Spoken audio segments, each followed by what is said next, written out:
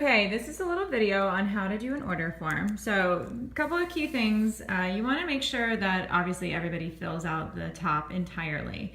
The host of the party is important that they put, because this will help you keep track of, you know, where you met this person. Make sure that you can read their email. If they hesitate to put their email address, you can just remind them that they'll get tracking information on their order. So it is important to put their email address. Make sure that you can read their address, and obviously you want to have their phone number in case you have any issues with their credit card. Sometimes I double check to make sure that the billing address is the same, because that's created some issues before, but that usually is only an issue if it's a younger person for some reason, like they've got their parents' address.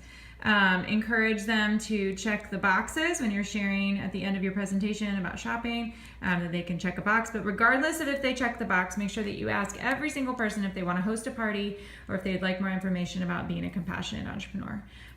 Those are the two most important questions that you can ask.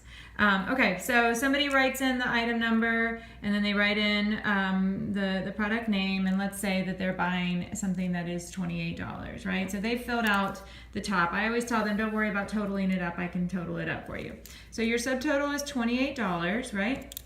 And I would be using my phone, but since I'm filming on my phone, I'll do this on my old school calculator. So when you're totaling, you would do $28 plus, okay, let me do this. $28 plus $5.95 for shipping is $33.95, right? So depending on the county that they live in, that's the county that you're going to use shipping. For us, Seminole County is 7%, so times 0.07 equals, and so $2.38 is your sales tax.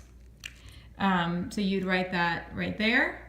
And then all I do is just keep that up on my calculator and add it back to the shipping, $5.95, to the product total, and that is your grand total, $36.33. So I'd write that down here, okay?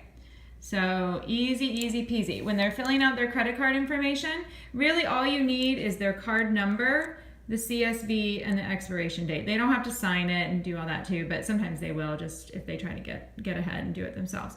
And then you can figure out what kind of card it is based on the first number. Visas are always start with a 4, MasterCards start with a 5, I think. Discover start with a 6. And American Express are 3s. They're weird numbers. So if they don't write it in, it's not that big of a deal. You can figure it out. Okay, hopefully that helps, and good luck at your party. Yay!